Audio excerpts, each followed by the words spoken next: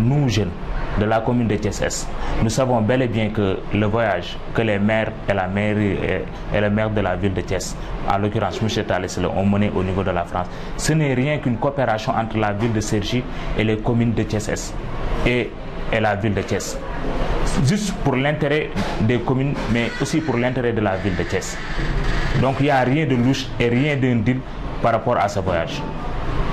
Donc tous ces gens-là qui se sont réunis pour dire ou bien pour parler d'un deal qui est entre ces maires ou bien qui est entre ces leaders, ça leur engage eux-mêmes.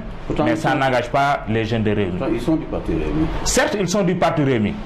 Mais vous savez, toujours il y a des dissidents. Dans chaque groupe, il y a des dissidents. Il y a des jeunes qui pensent que toujours c'est eux, toujours et c'est eux. Or, ce qu'ils disent, ça n'engage que. Pourtant, ils ont tenu ces déclarations dans le bureau du président Idrissa Seck. Non, vous savez, tenir des déclarations dans le bureau du président Idrissa, c'est facile. Nous, si nous voulons tenir ces déclarations au niveau du bureau du président, nous pouvons le faire. C'est juste d'aller emprunter les clés pour essayer de faire une déclaration. Et pour vous dire, Idrissa n'est même pas au courant de cette déclaration. Nous n'accepterons plus des chantages politiques. Nous connaissons, on se connaît nous tous. Nous sommes des jeunes, on se connaît, nous sommes tous dans le terrain politique. Nous n'accepterons plus des chantages politiques venant d'autres jeunes, venant des jeunes de Rewmi et même des jeunes de notre parti. Mais si c'est un retrouvaille, mais alhamdoulilah, parce que la politique voudrait toujours un plus. Mais quand même, je vous dis que ces maires-là n'auront jamais allé chercher un retrouvaille avec le maire Talla Sylla.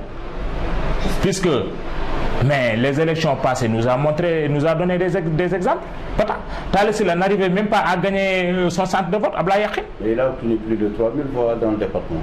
Talla Sylla, maire de la ville de Thiès, s'il ne réussit qu'à avoir 3000 voix, vraiment, si moi j'étais Talla Sylla, j'aurais déposé mes clics et mes claques pour dire adieu à la politique. Avec tout ce qu'il a obtenu de Macky Sall aussi. Quel est l'avenir politique de Idrissa Seck? L'avenir politique de Idrissa Seck, c'est tout ce que les Thiessois ou bien même tout ce que les Sénégalais lui souhaitent. Et même tout ce que le diaspora lui souhaite, c'est d'être le président de la République parce que c'est le président du vrai sagement. C'est lui qui peut sortir la situation actuelle du Sénégal. Cette situation si misérable que nous vivons, c'est lui seul la personne capable et crédible de nous en sortir de cette situation. Il ne parvient même pas à maîtriser son parti. Non, d'après ce que vous croyez, Idrissa maîtrise bel et bien ses partis. Idrissa connaît ses hommes. Idrissa connaît bien ses hommes. Idrissa connaît ceux qui travaillent et ceux qui ne travaillent pas. Et nous conseillons aussi ces jeunes d'aller travailler. Parce que ce que Idrissa veut, ce qu'il veut, c'est un jeune crédible qui sait gagner son centre de vote.